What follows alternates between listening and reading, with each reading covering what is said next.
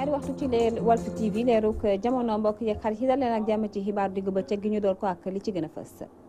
bu bokk ci wàllum njaayum gerte gi nguur gi nag daal di ko jàpp kilo gerte bi kon di jar ñeent fukk ak ñaari dërëm loolee nag doon loo xamante ni jamono ji ñi yëngu ci wàllum mbayum gerte gi gis nañu ne daal faaw ñu jéem a kon lijjanti li nga xam ne ni moom mooy boor ya sa des ba mu jeex tàkk door a soobu ci li nga xamante ni moom mooy campagne yu njaayum gerte gi ñu jàpp ko benn fan ci weeru décembre.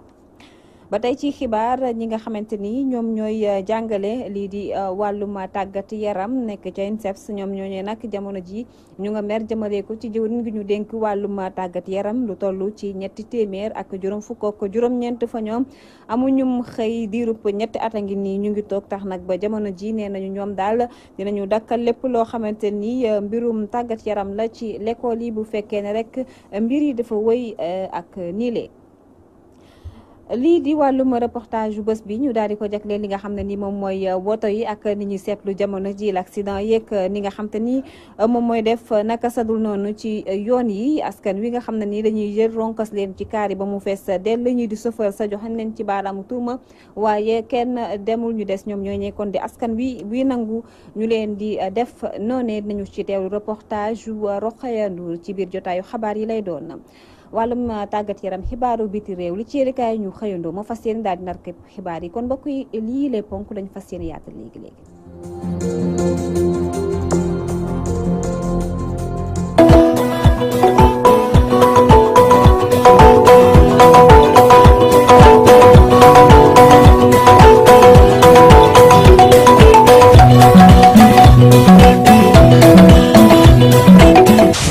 asalaamaaleykum wa rahmatullahi wa barakaatu lii di wàllum njaayum gerte gi si campagne bi kon njiitum yi nga xam ne ñoom ñooy nguur gi kon daal dinañu ko jàpp ci ñeenti li nga xam te ne moom mooy ñeent fukk kon ak ñaari dërëm moom mooy jar kilo gerte gi bu ñu dooree lii di wàllum campagne gi mu mel nag jamono ji ñi nga xam ne ñoom ñooy yëngu ci lu ni mel ñu ngi sàkku nag ci njiit yi ñuy toog tuuti xaar nag ba ñu fay ba noppi lii di bor yi door a jublu ci wàllum campagne ñu teewlu ci ki nga xamante ni moom mooy El Hadji Tambédou mi ci yëkkatee ay kaddu dénk na ko suñu naataangoo Xadisi la 210 francs yi bu ñu waxtaanee ba seet coût de production beeg yooyu yëpp ba jàpp ne ak ni ñu expliqué ni huiliers yi ni huile bi dafa daanu marché mondial ñun ñoo jàppoon ba ne comme que gerte gi moom mënut a wàññeeku bu mënut a yokk prix daaw bi moom nañ ko maintenir daal d'accord nañ ci au niveau de la FENA bi ñu dajee yi nga xam ne producteurs yi ñu ngi fa woon huiliers yi ñu ngi fa transporteurs yi opérateurs yi ñoom ñu ngi fa woon ñun ñoo d'accord ci 210 francs yi ba defal suñ PV joxoon ko état bi daal huile gerte bi ñoom duñ ko natt ci li muy jar bitim réew rek lañ koy nattee biñ ko nattee nag dañuy gis ne actuellement prix dafa daanu prix ay diwlinu gerte bi dafa daanu marché mondial loolu ci lañ jàpp ñoom ba léegi dañ ne modèle bi li mu génne mooy 187 francs même buñ ko jëndee 210 francs état bi day subventionné kilo bu ne 23 francs ba léegi daal bor yi moom man démb malheureusement conseil interministériel bi jël nañ fa ay engagement ni bor yi bu soobee yàlla dinañ ko fay yëg yaakaar naa ndax parce que ñun sax liñ jàppoon au niveau de Kenya dañ noonu campagne bi ñor nañ ko bi le 20 novembre kon nag buñ ko rapporté ba 1er décembre pour yaakaar naa huiliers yi mën a préparer seen financement daal ba nga xam ne nii buñ déparé rek xaalis dina mën a nekk ci point de collecte yi moo tax sax ñu yóbbu ko yaakaar naa 1er décembre daal. ba tey ci wàllum mbay mi la ñuy des ñi ngi nii di ab këru liggéeyukaay ci wàllum pombiteer la ñuy yëngu di seen India ñoom nag jamono ji seeni ay liggéeykat jàmm amatul seen diggante ñi nga xam te nag ñoom ñooy liggéeykat yi dañu sàkk woon ñu gën a defaraat ni nga xam ne nii noonu la ñuy liggéeyee daal di leen tegaat ci li nga xam ne ni yelloo na ak seen ak yelleef waaye nag ba ñu ko defee seen daal rappel si ndax lu toll ci fukk si ñoom daal dinañu leen dàq tax nag ba fu mu nekk nii foofee coow laa ngi ne kur jamono ji si diggante ñi nga xam ne ni ñoom ñooy njiit yi ak ñi nga xam ne ni ñoom ñooy liggéeykat yi gàpp yel baax bi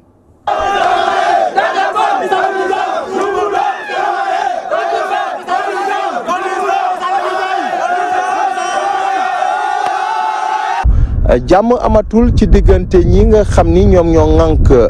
société Sene India ak ñi nga xam ni ñoom ñoo fay liggéey. tey li ñu ñu taxaw ñaxtu observer 2 jours de grève parce que conditions yi ñuy liggéeyee ñoo baaxul parce que li ñi ngi liggéeyee fii liggéey boo xamante ni métti na méttiwaay boo xamante ni nit fu ko nit nattu weesu na fa ñàkk nañu respect en tant que ay sénégalais envers des indiens d'abord ñàkk nañu encore orma si suñuy biir dëkk ndax ñu ngi fi liggéey boo xamante ni Sénégal yëpp xam nañ ni pomme de terre bi ni muy génnee si suuf si rek la ñu xam mais xamuñu tey ñi koy liggéey lan la ñuy jàkkoonteel chaque jour ñu am na ñoo xamante ni def nañ fi ay at am na ñoo xamante ni def nañ fi ay juróom-ñeenti at ñu def fukki at ak benn te ñooñu ñëpp amuñu benn régularisation maanaam norme yi tax liggéeykat di ko am amuñu IPRES amuñu IPM amuñu contrat amuñu dara te li si gën a metti mooy que dañuy liggéey pour jot seen xaalis sax problème la amuñu couverture maladie tey jii nit ñi mën ñu fi nekk mën nañu seede am na ñoo xam def nañu ay accident dee am na ñu fi dagg seen i loxo am na ñoo xam ne ñàkk nañ fi ay membre seen i yaram yoo xamante ni ba ilaa yow mi diin duñ ko mën a retrouver ñi nga xam ni ñoom ñooy liggéeykat yi di ñaan bu baax président Macky Sall mu dugal ci loxoom ngir mën a lijjanti mbir mi. dañoo am sax gàcce tey parce que dañu yaakaaroon ni tey bu président Macky Sall di wax plein emploi buy wax résorber le chômage waaye defe naa ni ku ñëw fii tey gis le contraire fii esclavage moo fi nekk. te dama yaakaaroon ni Sénégal esclavage jeex na fi. waaye tey boo ñëwee fii fekk ka fi ndax tey mënuma concevoir ay liggéeykat yi nga xam ni dañ ni depuis 2009 ñu ngi fi di liggéey altine ba dimanche bi nga xam ni même ku liggéeyul dañ lay dàq d'ailleurs commencé nañu sax dàq ñi nga xam ni liggéeyuñ dimanche alors que dimanche yi ñoo ko moom investir bëgg nañ ko waaye nag aussi waruñ ñu jàppe jaam duñu ay jaam li nga xam ne tey ñoom ñamewuñ ko def seen dëkk waruñu ko def suñu dëkk ak nu mën demee suñu dignité la ñu am. ñuy xaar kilifa yi nga xam ni mën nañu indi saafara ci mbir mi ñu daldi def seen kéemtalaay kattan laata lambaay di ñaaw Mar Gabriel Barbier rajo télévision Walfadjri.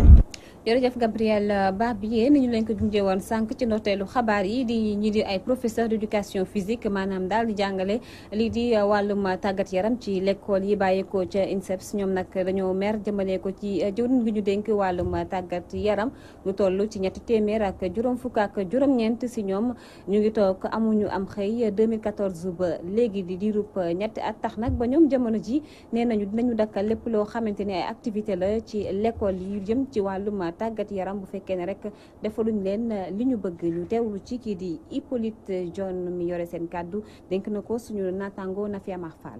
ñu ngi nekk 359 professeurs yoo xam ne ñu ngi chômé depuis 2014 75 professeurs kese lañu recruté Matar Ba depuis ba mu fi nekkee ba tey fekk na Mbagnick Ndiaye amoon fi accord ak ministre Serigne Mbaye Thiam ne bépp professeur bu génnee CNEPS bu Thiès dañ lay recruter kooku Mbagnick Ndiaye amoon na ko ba pare mais moom depuis ba mu fi nekkee ba tey amul dara lu mu ci dox amul lenn lu mu ci dox jéem nañ ko audience ba sonn mënuñu ko am tey nag ñu ne nañu jóg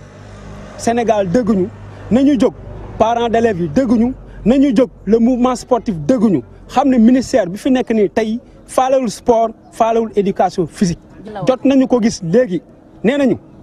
moom moo ñu ko wax de mercredi suba bu ci topp décret bi dinañu ko signer décret boobu mooy créer corps professeur d'éducation physique de collège moyen décret bi moo koy créer décret boobu mooy permettre aussi bépp sortant CNEPS ñu mën la recruter si jamais loolu amul ñun ñu gënaat ci mbedd bi rek bloquer le système éducatif ñun ñooy animer sport scolaire ñun ñooy def cours éducation physique yi ñun ñoo yor club bu gym yi lépp la ñuy bloqué. ci géewug njàng mi ba léegi si la ñuy des jamono ji nag nemmeeku nañu ko bëri na lool ay école privée yoo xamante ni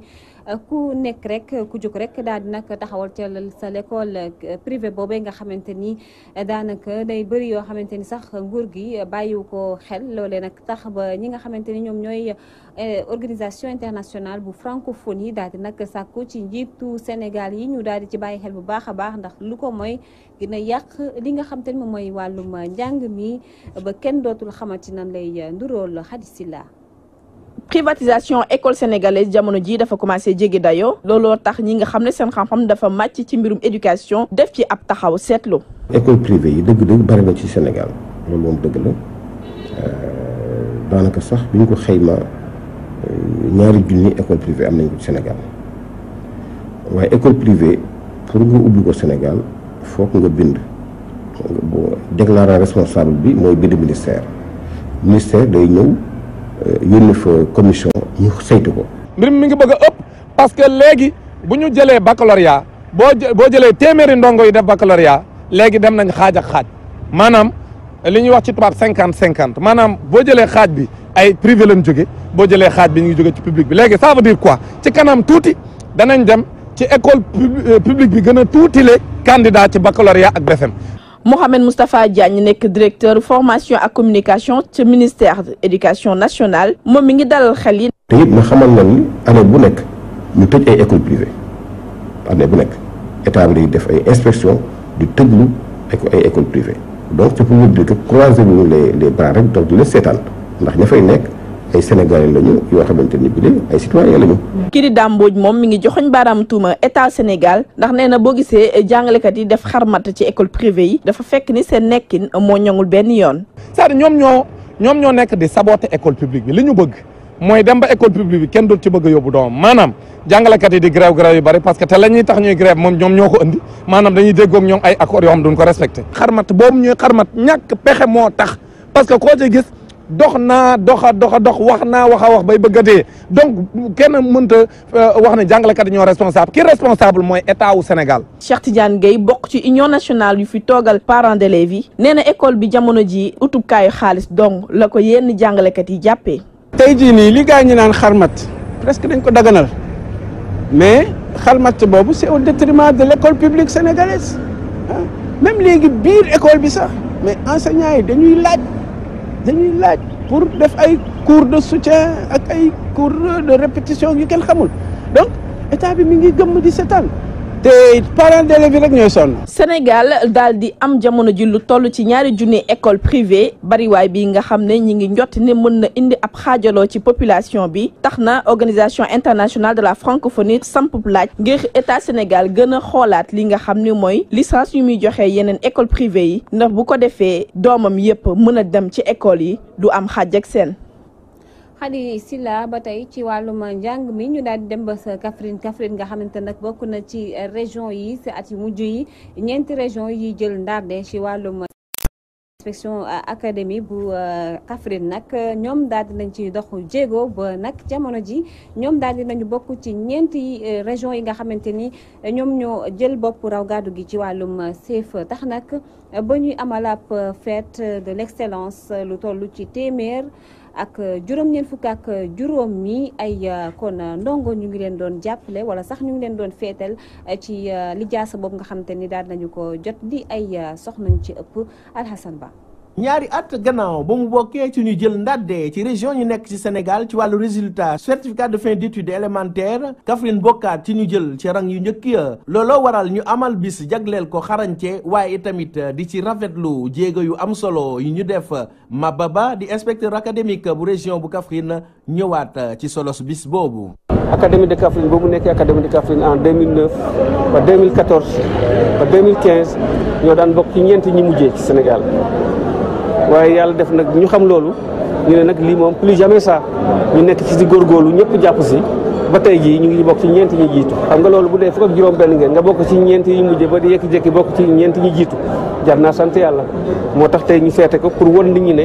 ñu ngi dem pour ñu gën a mën a jàppale ndax ñu gën a def loo xam ne moo raw li ñu am nii. jigéen ñi nga xamante ni daanaka ca matière yëpp ñoom ñoo ca ëppale ay moyen te gën a bëri tamit ci ñuy sargal ca bis la muy luy firndeel seen lim gu takku ci njàng mi waaye tamit seen gën a neex xel bu ñu sukkandikoo ba tey ci Maba Ba. jigéen ñee ci ëpp ndax jigéen ñi benn ñoo gën a bëri mais aussi dafa am projet bu ñuy wax PAES plus moo xam day jàppale école yoo xam ne moom jigéen ñi lay gën a jàppale dañuy defal ay cours de soutien di leen jox ay bourse di leen neexal ñooñu moo tax gis nga ni ñu def loolu bu mën a am ci ñëpp kon ñëpp ay mel noonu ndax téeméeri ndongo ak juróom-ñeent fukk ak juróom la ñu honoré tey ak juróom benn fukki adulte ak ñett 63 ñii ay directeur national lañu nii si ay partenaire au niveau local la ñii ñoo xam ne dañuy gunge la ñi ñoo xam dañuy jàppale. gis njàngale mu baax bu ànd ak xarañte bu inspection d'académie bu Kaffrine war a mën a ndamoo ndax ci diir bu gàtt lañ ko amalee tax sax ñu taxawu yenn daara yuy jàngale alxuraan ba tey jii ñu fay jàngale français ak mathématique kon njàng bu baax war na mën a am fu nekk ci région yi nekk ci Sénégal waaye day fekk ñu bëgg ko ngir ñu mën koy jëf. Kaffrine Alhassane Ba Yaya Gissé Walfadjri. Alhassane Ba bu ñu jógee Kaffrine dañuy daal di dem ba benn dëkk ñaari gaar rawatina ca fi nga xamante ni moom mooy Kër Moussa mairie ba nag jamono ji daal di fas yéene jàppale ñi di ndaw ñi ci wàllum jàng mi wér-gu-yaram gi waaye it yeneen i secteur yoo xamante ni am na solo lool ndax nag ba toll ci juróom benn fukki million daal dina ko génnee ci poche am ngir daal di leen jàppale daal dina it yëkkati ay kàddoom jëmale ci askanam wi nga xamante ni lii di AIBD di daal dina leen indil ay jafe-jafe ñu teewlu ci Maymuna Seck. njiitub commune bu Kër Moussa nag jébal na ay ndimbal ak i matériel association ndaw ya yeewoo ca dëkk boobule ak école française yi ak daara ya Momar Cissé di ci indi ay leeral. jàngalekat yi maanaam école yi ñu di leen jox ay fournitures scolaires yoo xamante ne gis ngeen ko nii mu nekk fourniture yoo xam ne biñ ko xayma dem na ci juróom-ñaari millions ak lu topp nga xam ne 34 écoles yi nga xam ne ñoo ne ci biir commune bi yëpp. gis nañ ne daañ leen mën a jox ay fourniture ba mu doy en plus des écoles françaises yi mais y a les daara aussi daara yi ñu ngi fi ak école franco-arabe yi ñoom ñëpp ci la ñu bokk. lu jëm ci wàllu bu wér-gu-yaram nag ñoom it desuñu ginnaaw ndax jébbal nañ leen ay garab. beneen bi aussi muy wàllu santé ñu gis ne foofu aussi dañ ci war a dugal suñu loxo peut-être waxuñu ko fii mais une ambulance médicalisée boo xam ne joxe nañu ko. pour population bi joxe fi encore 3 millions yoo xam ne yëpp ci wàllu garab la aussi recruter fa aussi benn sage-femme d'État boo xamante ne dina mën a assister jigéen ñi ci seen wàllu jigéen bu ñu jógee foofu aussi boole nañ ci ay matériels yoo xamante ne aussi gis nañu ne koñ yi faw ñu di leen setal comité de salubrité yëpp dañ leen di doter jox leen ay matériels yoo xamante ne dina mën a permettre ñuy bale gox yi di ko setal en attendant que ñu mën a am camion de ramassage boo xamante ne ñu ngi am yaakaar ne bientôt dina fi war a agsi pour que ñu mën di ci tuur seen mbalit. beneen bi ci topp muy wàllu xale yi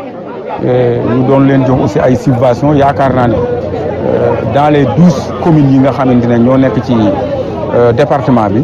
li Kër Moussa génne jox ko ASC gëw mën a am na benn commune bu ko def parce que sur 28 ASC chaque ASC jox nañ la subvention de 100 000 francs am na 2 zone bu ci ne aussi jox nañ la subvention 300 000. lu jëm ca population yi nga xam ni ñoo fa yeewoo te amoon naqar ci aéroport international bu Blaise Diagne nag seenu maire mu nga seeni wet di leen jàppale ngir ñu fay leen lépp loo xam ni moom la ñu walloo ak ñoom. ñaxtu bi ñaxtu bu tegu ci yoon la ndax ku ci ne xam na ne population bi wax dëgg yàlla li ñu mën a joxe yëpp joxe nañu ko ndax ku joxe sa suuf joxe sa kër. joxe même armeel yi nga xamante ne fa la ñu suul say parents yëpp nga nangu koo muñ kooku ak xam war nañ ko jox te li ñuy laaj yëpp du loo xamante ne lu bees la mais seen àq ak seen yelleef rek la ñu bëgg ñu respecté ko pour ñu jox leen. loolu yëpp nag li ko tënk Momar Cissé di xamle nii autorité étatique yi nag dégg nañ naqar yi nga xam ni moom la population bi yëkkati te tam fas yéene nañoo indi ay saafara ci bu yàggul dara Maymuna Seck fii ci Kër Moussa Walfadjri. jërëjëf Maymuna Seck donte l'accident yi muy gën di yokku ci yoon yi teewul tey jii la nit ñi gën a yokku li nga xam te ne moom mooy wàllum surcharge yi ñi nga xam ne ñoom ñooy chauffeur yi daan nañ joxeñ baaraamu tuuma ne lu njik ñàkk ñoom ñooy njàkk waaye it askan wi kenn demul ñu des ndax nag ñoo nangu ñu leen di ronkas ci oto yi ba ñu fees dell bay lang Roqaya Ndour. seetlu nañu fii ci Sénégal nag bus Tata yi ak njaganjaay yi lu ñuy yepp ci ay clients jéggi na dayoo doxantu woon nañu nag ba garage yu Petersen passager ya ñu fa fekk di ñaawlu bu baax li ni mel. surcharge yi bëri na si biir Tata yi day fees dell loolu yëpp lu ko waral nag ñàkk oto yi doy moo tax loolu yëpp di am léegi nag nu ñu mun a def rek yokkal ñu Tata yi ñu gën a yokku. soo leen jógee même heure ngeen bëgg a demandoo day metti surtout nga xaar sa. comme nga war a xaar bu ngay jël xaar ko 1 heure de temps 2 heures de temps xam nga nit ñi dañuy bëri su ñëwee kan mooy xaar morom fu mu dem il faut que si charge am. Tata yi ngay wax si nombre bi dafa jéggi dayoo man mi wax ak yow nii rek démb bi ma wàccee jël naa Tata mais ci buntu bi sax ci laa mujj obligé taxaw ndaxte parce que dal na koy forcer ndaxte parce que oto boo xamante si matul 15 places day yeb lu man ay 110 personnes wala 80 personnes ñu ñëpp xam nañ li jaadu. régulateur bus Tata ba ñu fekk nag ca garage Petersen bi di wax rek ni responsabilité yi ñëpp ko bokk muy chauffeur bi receveur bi ak client bi taxaw tembe ngir bëgg a dem. voilà responsabilité boobu ko client bi am na ci wàll client bi nga xamante ne day gis oto bu fees mu dugg mu arrêté chauffeur bi li mu man mooy taxaw receveur bi aussi li mu man mooy mu yepp client bi nag moo am xelam moo koy may ndax oto bi fees na wee feesul ma xaar mais bu lee day forcé dem loo ci man amul droit client stop la nga ne ko oto bi doo fees. Pape Modou Sarr nag di délégué regroupement chauffeur garage Petersen nag di xamle rek moom it ne état bu Sénégal garanti wu leen benn yoon prise en charge bi war ci seen wàllum liggéey. jotaguñu ko gisaguñ ci benn bu fekkee prise en charge boobu nga wax fekkente ne bii dig nañu ko diggati ko ay yoon mais duñu ko jox ñu ngi toog di ko xaar mais tey bu ñu ko jotoon tey ci ngoon jël lu ñu soxla la nag parce que ñun ñu ngi liggéey di feebar suñu njaboot di feebar ak ñun suñu biir mais su amee dañuy làmb suñu poste faju kon nag ñu ngi koy xaar. léegi moom fii ci Sénégal bus Tata yi ak njaganjaay yi di yàpp client ba fees du lu bees ci bëtu askan wi mu nekk nag ab phénomène bu ñenn ci askanu Sénégal rafetluwul lool ndax gisuñu ci benn kaaraange teg ci tamit noppalewul ci seen yaram. Rokhaya Ndour ñu daal di nag addu ci yàpp bi nga xam te gis nañu ko fële ca Corniche. loole nag ba léegi mu ngay woy di jur ay waxtaan ñi nga xam ne ñoom ñooy askan wi daal di ci yëkkati seen i kàddu gis nañu ne nag jamono ji bu ci kenn tiit waaye nag faaw nag ñu gën a bàyyiwaat xel bu baax a baax li di réew mi ak wattu seenu kaaraange. Abdou Khoudous Diallo. ci Corniche Ouest ci wetu ambassade bu Mali ab coppite ku moo am ginnaaw découverte boobu ubbi bi nga xamante ne amoon nañ ko fi waaye ñoom ñii ñëw di entraîné wu ba léegi am nañu tiitaange. bi mu nee boobu noonu tii naa pour man pënu la pënu oto laa ko tegoon mais après bi ma jàngee noonu ba pare laa laaj sama cousin bi ni ko ndax dégg nga affaire boobu bruit boobu mun ma waaw dégg naa ko ma ne ko lan la mun ma loolu est-ce que du ay bomb yooyu ma ne man affaire bi tiital na ma de wax dëgg yàlla. non waaw xam na maa def kaa nag ndax temps yi passé dégg naa ñu ay terroriste day ñëw Sénégal affaire yooyu. bip laa gisoon ñoom ñoo ñu waxoon nit yi ñuy reculer parce que amoon na benn engin bu ñu fekk fii di si suuf moom lañ nar a kii quoi désactiver affaire yooyu noonu. léegi après ñu pousse ñu ba fële far nag affaire bi éclaté mais affaire bu mu éclaté ñu bëree bëri la bett même man personnellement daf ma kii quoi parce que gisoon naa ñu yuuxu gisoon naa ñu daw sax bu ma waxee nañu informer nous sommes des citoyens à part entière donc du coup lu am ci réew mi rek wala lu nar a am ci réew mi rek nañ ko wax nit ñi comme ça nit ñi mën a jël seen précaution. waa ji di fekkee woon mbir mi di ñu xamal. fii laa toog dégg galu kalaate saxaar comme miin bu boo sànni ci géej maanaam di miine jën li kalaate dafa am doole yaar que des témoins maanaam nañu wax nit ñi li am dañ doon def opération mais léegi nag ñoom nañu leeroo. mbir mi la nag yemoo ak jamono ji nga xamante ne fu mu ne nii ñu ngay coow terrorisme rawatina alerte boobu nga xamante ne ambassade bu États-Unis génnee na ko naka noonu gouvernement bu Sénégal moom mi ma ngay rafetlu jéego yooyu nga xamante ne def nañu ko ngir dakkal pexe defkat ñaawteefu ñooñu ñu bëggoon dugg Sénégal. jërëjëf Abdou Khoudous Diallo ñu wax nag ci épidémie bi nga xamante ni jamono ji sonal na askan wi di wàllum grippe ku ci nekk rek yaa ngi jàmbat loolu nga xamante ni moom mooy feebar bi ci tàngoor bi bëri na lool ñu muy faral di dal ñi nga xam ne nag seen xam-xam màcc na si wàll wi gis nañu ne daal faw askan bi daal di gën a bàyyi xel ci lu ni mel wattuwaat bu baax a baax li nga xam ne ni moo di seen wàllum wérgu yaram isatine.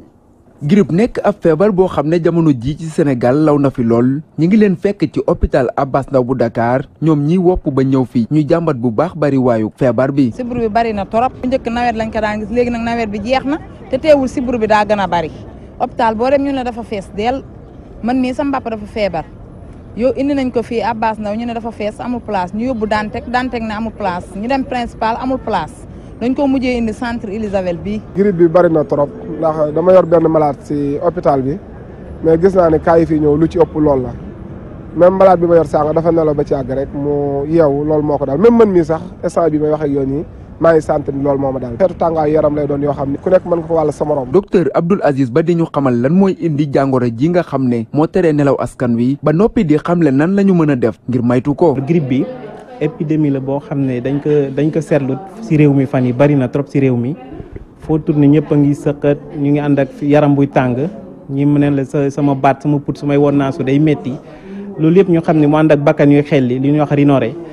muy épidémie boo xam ne ñëpp a ko seetlu fépp la si réew mi.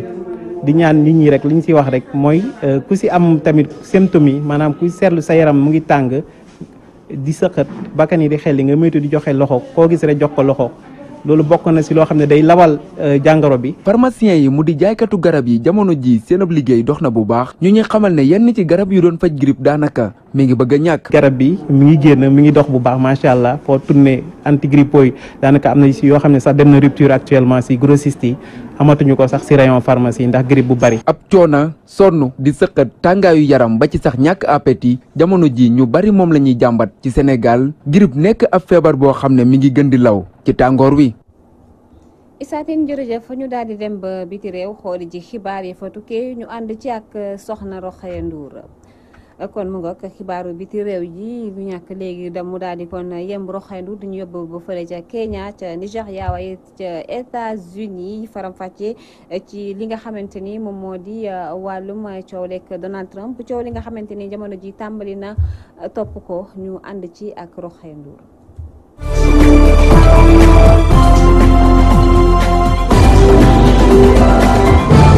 mercredi ñaar fukki fan ak juróoma ci weeru octobre di bés bi askanu Kenya war a waajal seen ab élection présidentielle ginnaaw ba élection yooyu sax waroon naa am ci weeru août bi ñu weesu parti bi féete ci kuje politique gi nag moom nee na du bokk sax ci élection yi lee ba tax sax nag ña ngay amal ay manifester pouvoir ba moom bëgg ñu amal élection yi suba ci alxamis gi li ni mel nag jaxase loola cour suprême bu Kenya ba tax ki ko jiite nara def ab audience ngir rek ñu bàyyi élection présidentielle yooyu. ca Nigéria tribunal bu Umuahia amal na ab procès bu rëy ngir rek atte juróom-benn fukk militant indépendantiste yi ñu jàppoon te jiiñoon leen ne ay terroriste lañu mu nekk nag ab procès bu metti loola bu ñu sukkandikoo ci gouvernement fédéral d'Abuja. jiitum réewum Amérique nag di Donald Trump moo ngi tàmbalee am ay jafe-jafe digganteem ak sénateur yi mu bokkal parlement sénateur bu l'Arizona nag nekk ku am kaddu ci gouvernement bi teg na ci kii di njiitum réewum Amérique di Donald Trump ay kaddu yu dëgër dem na sax ba ni dina pousse mandat législatif bu at bii di ñëw.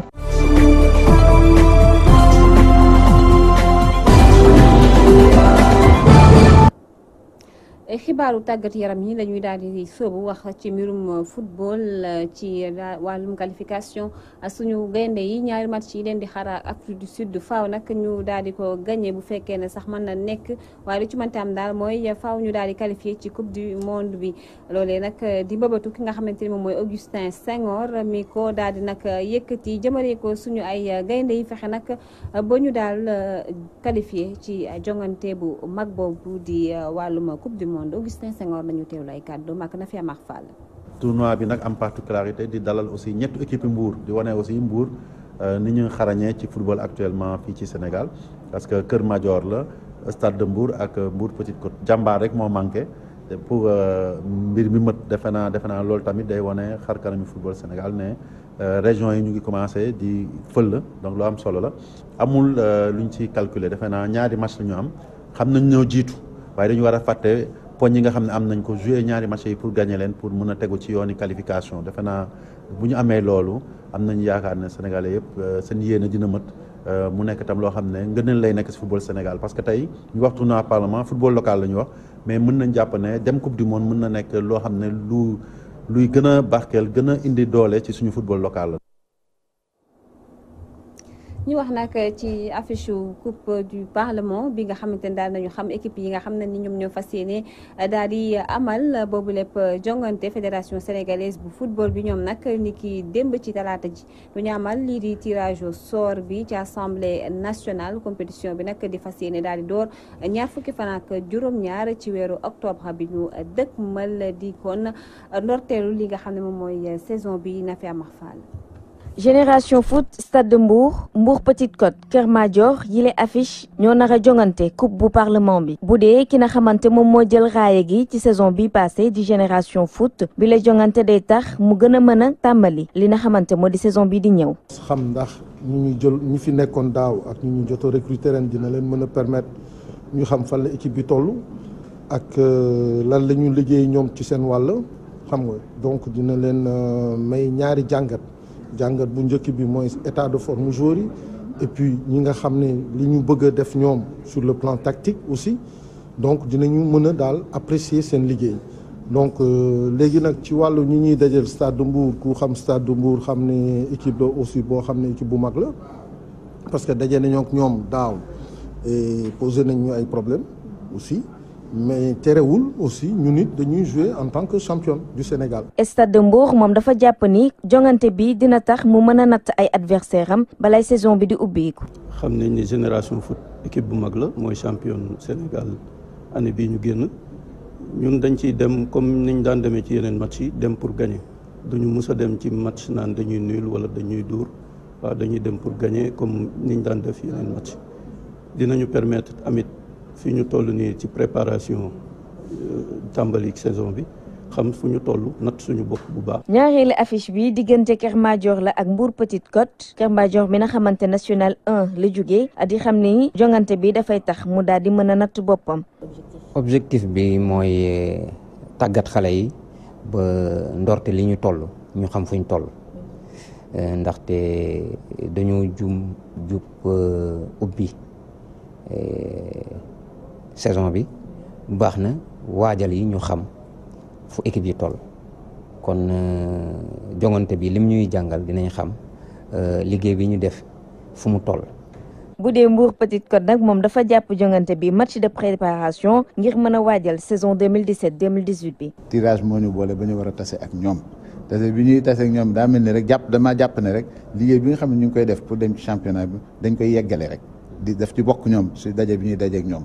dina tax sax ñoom su fekkee ne dem nañ ba ñun ba xaw ñoo gaañ ñu xam ne ñi kat rakk yi kat léegi ñu ngi màgg si et ça c'est loolu lu ñuy neex lay doon. demi-finale yi dinañ ko door àjjuma bi di ñëw ci stade Alassane Djigo boobule stade sax fa la ñuy amalee finale bi dimanche ñaar fukki fan ak juróom-ñeent ci weeru octobre bi ñu nekk. Nafi Amar si wàllum football la ñu des waaye dañuy wax ci U17 Mali bi nga xam te nag dina laale ak Espagne ci li nga xam te moom mooy place am ci final bi kon moom la fas yéene daal di jouer nekk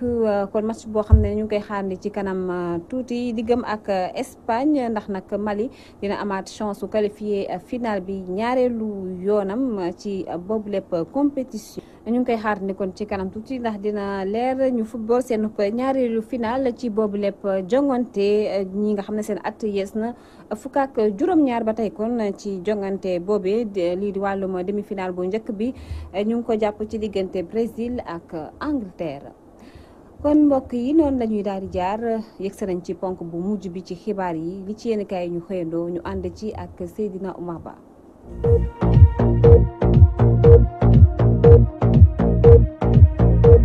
dogal bi Thierno Bocoum jël daal du mooy parti réew bu Idrissa Seck mi ngi wéy di doon waxtaan ci réew mi am na sax ñu ne njiital réew mi Macky Sall moo nekk ci ginnaaw bi la décision yéene kaay gi di Walf Fadjri ne ndéem tungu ne du teew ñu natt ci ëkk te man naar yaa ngi Thierno Bocoum wax na ci laaj ak tontu gi dox ci diggante mag sama naataango Ibrahima Anne moom député réew ma woon weddi na kàddu yooyu ñu koy waxal moom nee na du Macky Sall du kenn ku nekk ci ginnaawam moom ci boppam moo dem ba gis na géew politique bi dafa yaatu gis na am na aw làcc wu am solo wum ci mën a béy moo tax mu génn daal di taxawal aw yoonu boppam Thierno Bocoum ne ba mu demee tamit woowul benn responsable wala militant réew mi ngir mu topp ko waxul kenn mu génn réew mi ñoom ñoo gis seen bopp ci plateforme bi mu taxawal moo tax ñu dumóoyu parti réew mi ñëw fekk si ko Thierno Bocoum ne dem na waaye loolu du wàññi lenn ci cër waaye loolu du wàññi lenn ci cër coofeel ak yëg-yëg gi mu am ci Idrissa Seck yéene kaay gii di las na gis nga bukki bi maatoon Idrissa Seck mi ngi yot Macky Sall ci parti bii di APR bari na ci ay responsable wala ay militant APR yoo xam ne ni kontaan nañu ci moom am sax ñu ne def leen a bett démb ba muy metti ñoom la woon ñoom ñoo xeex ba teg ko ci kaw donkaasi gi waaye amul lenn lu mu leen faye tey lu dul di leen jënd ak ay parti alliés mbooleem campéef muy institution yi nekk ci réew mi ñoom la fa teg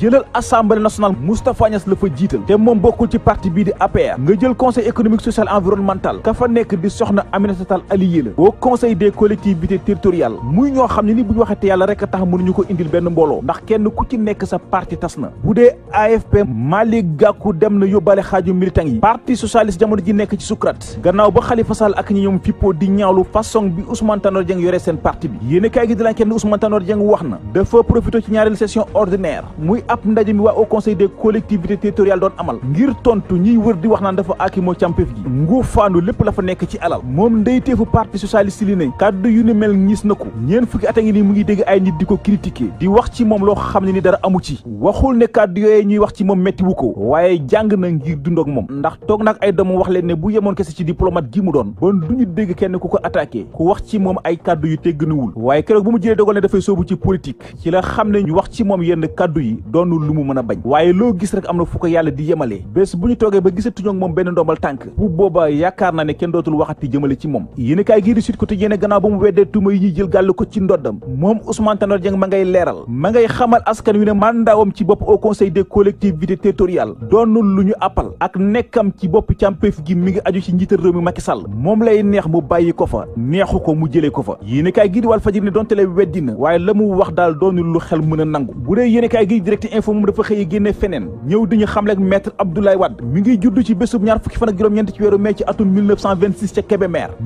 1974 la sos parti boppam duppee ko PDS diirub ñaar fukki at ak juróom benn def na ko ci kujje gi muy ñaar fukki at ak juróom benn yoo xam di ko fàtte mukk ci dundam ndax la mu ci dund moo tax gëm gi mu gëmoon boppam ak xam fi mu jëm moo taxoon mustaxaddi tey jii bu ñu demee bay bàkkee Sénégal ne ab réewum démocratie la Abdoulaye Wade moo ko liggéey atum 2000 lañ ko fal def ko muy président de la république ñaari mandat la fi def laataa Macky Sall di ko fi jëlee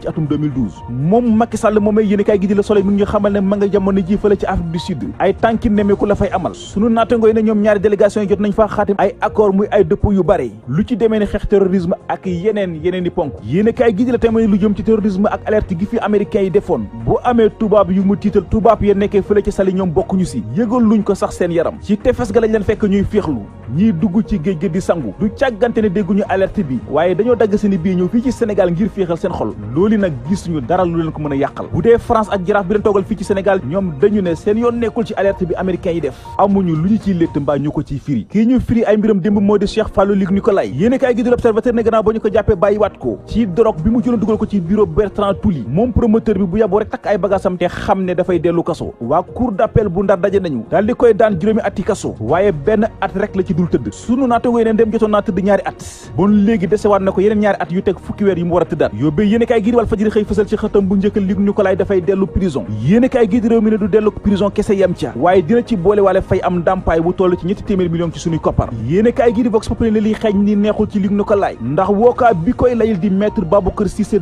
dëggal na ne Luc Nicolaï dafay delluwaat rëbës waaye loolu yi du wàññi dara ci seen xeex daañu bindaat beneen kayitu kalaame jébal ko waa cour suprême sàkku ci ñoom ñu annulé dogalu atte bi ñu ne teguñu ko fenn zoom yéene kaay ne Cheikh Fallou Nicolaï buy delluwaatee ci kaso bi dina doon lu leen bett lool ndax waxuma la kilifa diine yi sol seen i daal tàmbale cee dox waaye Luc Nicolaï ab militant APR la ba problème yi tàmbale jib ci la taxawal ab mouvement wax ne dafay jàppale Macky Sall bon kooki yaakaaruñ ne kaso dina am ci moom yool yéene kaay gi di Les Échos ne bu kaso amul ci moom yool yi tamit waa CNG daañu am ci moom yool ndax licence promoteur am dañ koy nangu bu ñu sukkandiko ci Thierno Ka mi yore seen communication bépp promoteur bu am jafe-jafe ak yoon dootuñu la bàyyi ngay organiser benn combat loolu yi lu muy tekki moo di combat Balla Gaye numéro 2 ak Gris Bordeaux bi ñu jàppoon ni ki benn fan ci weeru janvier ci atum 2018 combat boobee am na nu muy demee du am yéene kaay gi di sunu laa mel ni ñuy tontu ne combat mën naa am te ci Luc Nicolaï tekkiwul ne Balla Gaye numéro 2 ak Gris Bordeaux du ñu ko bëre lépp rek mi ngi aju ci sponsor yi ak waa Luc Nicolaï & Co waxtu mu ñu jëlee dogal ne dañuy organiser combat bi gisuñu kenn wala lenn lu leen ko mën a teg